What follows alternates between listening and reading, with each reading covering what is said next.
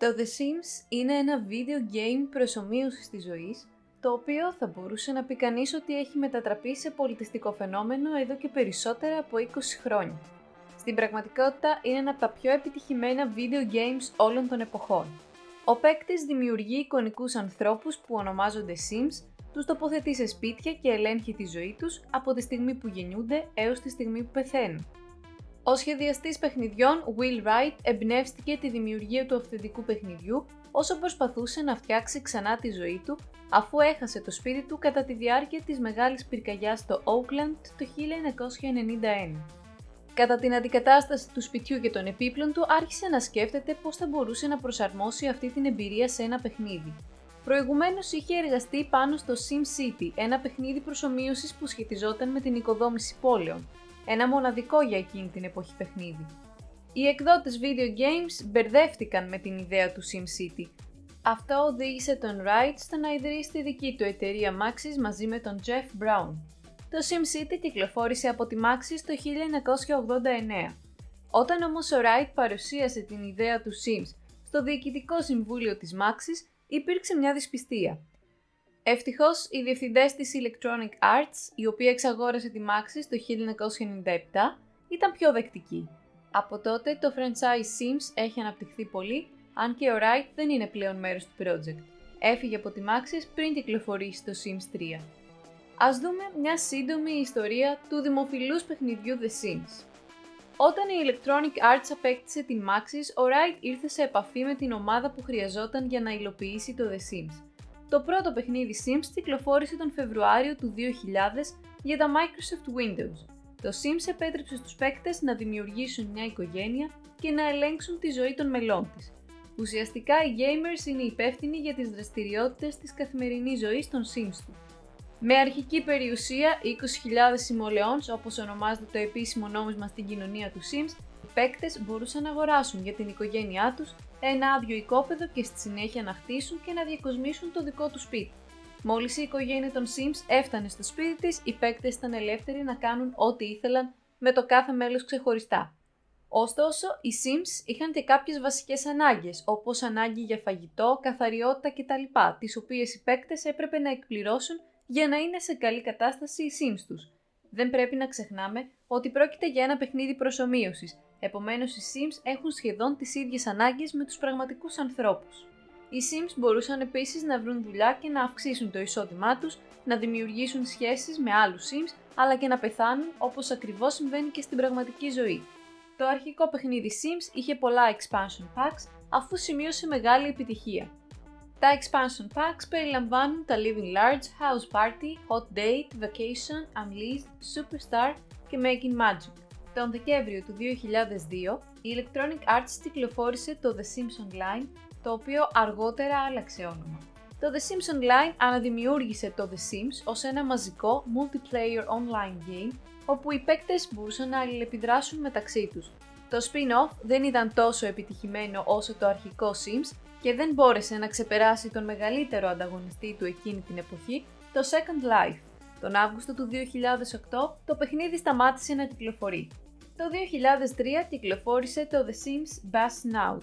Ενώ τα πρώτα παιχνίδια Sims δημιουργήθηκαν για τα Microsoft Windows, το Sims Bustin' Out ήταν ένα βιντεοπαιχνίδι για τα Game Boy Advance, GameCube, PlayStation 2 και Xbox.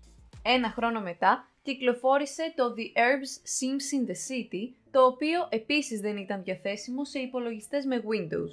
Αντίθετα, ήταν διαθέσιμο στα Game Boy Advance, GameCube, PlayStation 2, Xbox και Nintendo DS. Το 2004 έρχεται και το The Sims 2, σε ένα πλήρως 3D περιβάλλον σε αντίθεση με το αρχικό παιχνίδι. Το The Sims 2 διαδραματίζεται περισσότερα από 20 με 25 χρόνια μετά το αρχικό παιχνίδι. Οι Sims έχουν πλέον προσωπικότητα και μπορούν να δημιουργήσουν αναμνήσεις.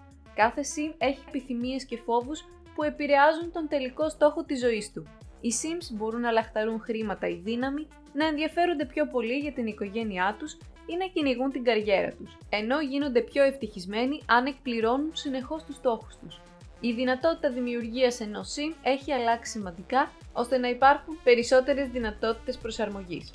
Επιπλέον στο Sims 2 το μωρό που γεννιέται κληρονομεί χαρακτηριστικά της εμφάνισης και της προσωπικότητας από τους γονείς του, κάτι που δεν γινόταν στα προηγούμενα παιχνίδια.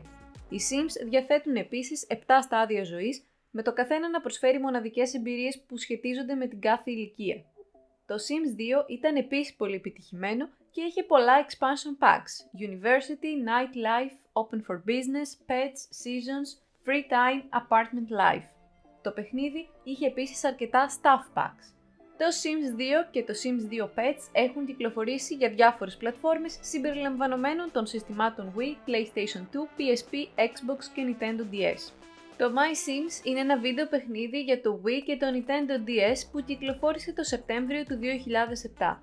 Τον επόμενο χρόνο κυκλοφόρησε για τα Microsoft Windows. Εκτός από το My Sims υπάρχουν πολλά άλλα παιχνίδια σε αυτή την spin-off σειρά. My Sims Kingdom, My Sims Party, My Sims Racing, My Sims Agent και My Sims Sky Heroes. Το 2007 κυκλοφόρησε και το The Sims Stories, ένα άλλο spin-off που αποτελείται από video games που βασίζονται σε μια τροποποιημένη έκδοση του Sims 2 Engine. Το τροποποιημένο Game Engine είναι βελτιωμένο για συστήματα με πιο αδύναμες προδιαγραφές όπως τα laptops. Το 2008 κυκλοφόρησε το The Sims Carnival, μια spin-off σειρά που δημιουργήθηκε από την Electronic Arts με 2 ξεχωριστές σειρές προϊόντων. Η υπηρεσία σταμάτησε τον Ιανουάριο του 2011. Το 2009 κυκλοφορεί το The Sims 3, παρόλο που είχε ανακοινωθεί από τον Νοέμβριο του 2006. Το παιχνίδι διαδραματίζεται περισσότερα από 20 χρόνια πριν από το αρχικό παιχνίδι Sims. Εδώ οι Sims μπορούν να κυκλοφορούν στη γειτονιά και να πηγαίνουν σε διάφορα μέρη. Το παιχνίδι περιλαμβάνει βελτιωμένα εργαλεία δημιουργίας Sim και εισάγει ξεχωριστές επιθυμίες και στόχους για κάθε μέλος της οικογένειας.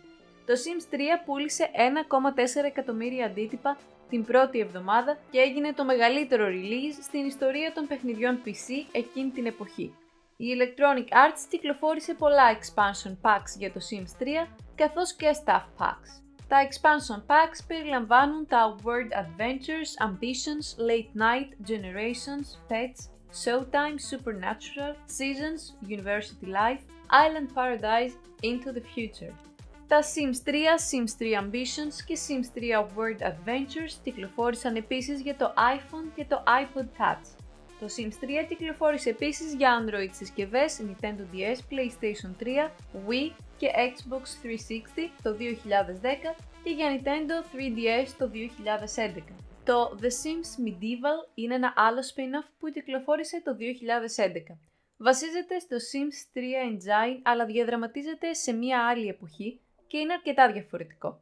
Το Sims Medieval έχει ένα expansion pack που ονομάζεται Pirates and Nobles. Τον Αύγουστο της ίδιας χρονιάς κυκλοφόρησε και το The Sims Social. Ήταν ένα flash-based game που αναπτύχθηκε από τις Playfish και Electronic Arts για το Facebook. Όπως και με τα αυθεντικά παιχνίδια Sims, το The Sims Social επιτρέπει στο χρήστη να δημιουργήσει ένα χαρακτήρα.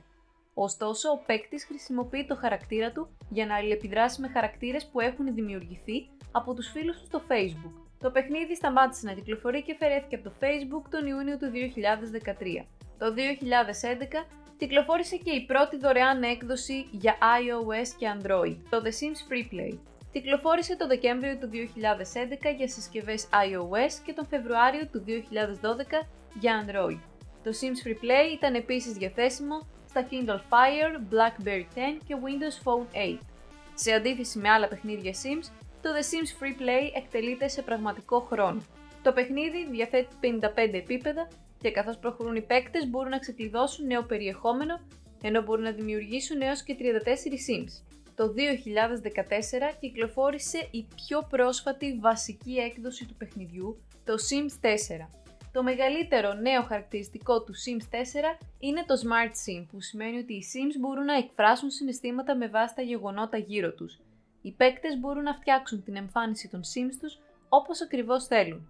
Ωστόσο, έλειπαν πολλά πράγματα από το Sims 4 όταν πρωτοκυκλοφόρησε. Η νηπιακή ηλικία, ένα ολόκληρο στάδιο ζωής, απουσίαζε αισθητά. Οι πισίνες και άλλα πράγματα δεν ήταν επίσης διαθέσιμα.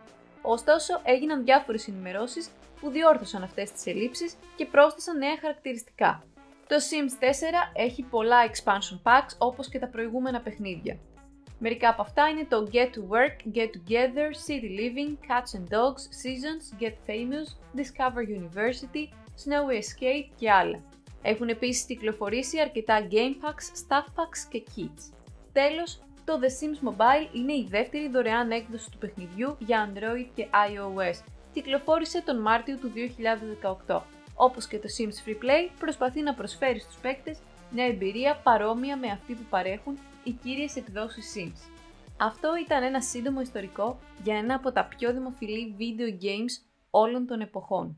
Οι πολλές εκδόσεις και τα expansion packs που έχουν κυκλοφορήσει τα τελευταία 20 χρόνια δείχνουν πόσο αγαπητό είναι το The Sims σε παίκτες σε όλο τον κόσμο.